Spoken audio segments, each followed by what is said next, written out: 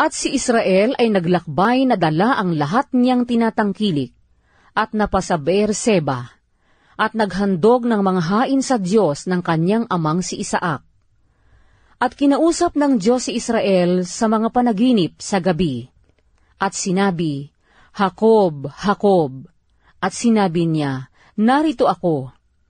At kanyang sinabi, ako'y Diyos, ang Diyos ng iyong ama.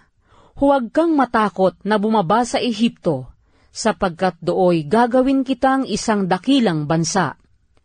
Ako'y bababang kasama mo sa Ehipto, at tunay na iaahon kita uli, at ipapatong ni Jose ang kanyang kamay sa iyong mga mata. At bumangon si Jacob mula sa Beer-seba, at dinala ng mga anak ni Israel si Jacob na kanilang ama, at ang kanilang mga bata, at ang kanilang mga asawa sa mga kariton na ipinadala ni Faraon kay Jacob. At kanilang dinala ang kanilang mga hayop, at ang kanilang mga pag-aari na kanilang inimpok sa lupain ng Kanaan, at napasa Ehipto, si Jacob at ang buong binhi niya na kasama niya. Ang kanyang mga anak na lalaki at babae, at ang mga anak na lalaki at babae ng kanyang mga anak na kasama niya, at ang kanyang buong binhi ay dinala niyang kasama niya sa Ehipto. At ito ang mga pangalan ng mga anak ni Israel na napasa Ehipto, ni Jacob at ng kanyang mga anak, si Ruben na anak na panganay ni Jacob, at ang mga anak ni Ruben, si Hanok, at si Palu, at si Hezron, at si Carmi, at ang mga anak ni Simeon, si Hemuel, at si Hamin, at si Ohad, at si Hakin, at si Sohar, at si Saul na anak ng isang babaeng taga-Kanaan. At ang mga anak ni Levi, si Gerson, si Kowat, at si Merari. At ang mga anak ni Huda, si Er, at si Onan, at si Sela, at si Pares, at si Zara. Ngunit si Er at si Onan ay namatay sa lupain ng Kanaan. At ang mga anak ni Pares, si Hezron, at si Hamul.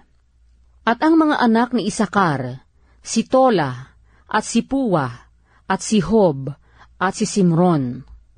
At ang mga anak ni Zabulon, si Sered, at si Elon, at si Haleel. Ito ang mga anak ni Leah na kanyang ipinanganak kay Jacob sa Padan-aram. 10 ng kanyang anak na babaeng si Dina. Ang lahat na taong kanyang mga anak na lalaki at babae ay 33. At ang mga anak ni Gad, si Sipion, at si Agi, si Suni, at si Esbon, si Heri, at si Arodi, at si Areli. At ang mga anak ni Aser, si Himna, at si Iswa, at si Isuwi, at si Beria, at si Sera, na kanilang kapatid na babae. At ang mga anak ni Beria, si Heber, at si Malkel.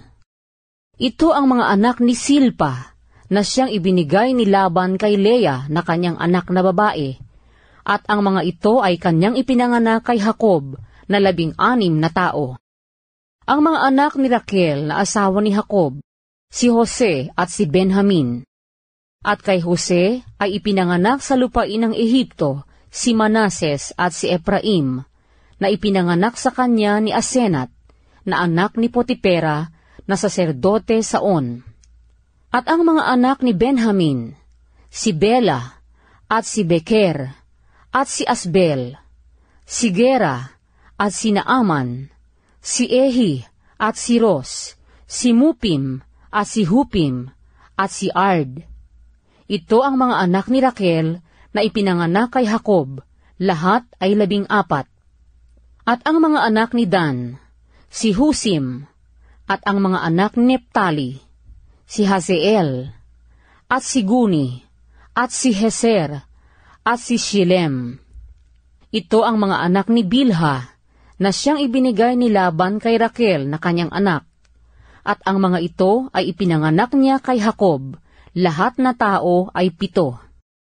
Lahat na tao na sumama kay Jacob sa Ehipto, na nagsilabas sa kanyang mga balakang, bukod pa ang mga asawa ng mga anak ni Jacob. Ang lahat na tao ay 66. At ang mga anak ni Jose na ipinanganak sa kanya sa Ehipto ay 2 katao. Ang lahat na tao sa sangbahayan ni Jacob na napasa Ehipto ay 70. At pinapagpaonan niya si Juda kay Jose upang ituro ang daan na patungo sa Gosen, at sila'y nagsidating sa lupain ng Gosen. At inihanda ni Jose ang kanyang karo, at sumampang sinalubong si Israel na kanyang ama sa Gosen. At siya'y humarap sa kanya, at yumakap sa kanyang leeg, at umiyak sa kanyang leeg na matagal. At sinabi ni Israel kay Jose, "Ngayoy mamatay na ako, yamang nakita ko na ang iyong mukha, na ikaw ay buhay pa." At sinabi ni Jose sa kanyang mga kapatid, at sa sangbahayan ng kanyang ama, "Ako'y aahon, at aking sasaysayin kay Paraon, at aking sasabihin sa kanya, ang aking mga kapatid, at ang sangbahayan ng aking ama, na nangasa lupain ng Kanaan ay naparito sa akin. At ang mga lalaki ay mga pastor, sapagkat sila'y naging tagapag-alaga ng hayop, at kanilang dinala ang kanilang mga kawan, at ang kanilang mga bakahan, at ang lahat nilang tinatangkilik. At mangyayaring pagkatatawagin kayo ni Paraon at sasabihin, ano ang inyong hanap buhay? Na inyong sasabihin, ang inyong mga lingkod ay naging tagapag-alaga ng hayop mula sa aming pagkabata hanggang ngayon.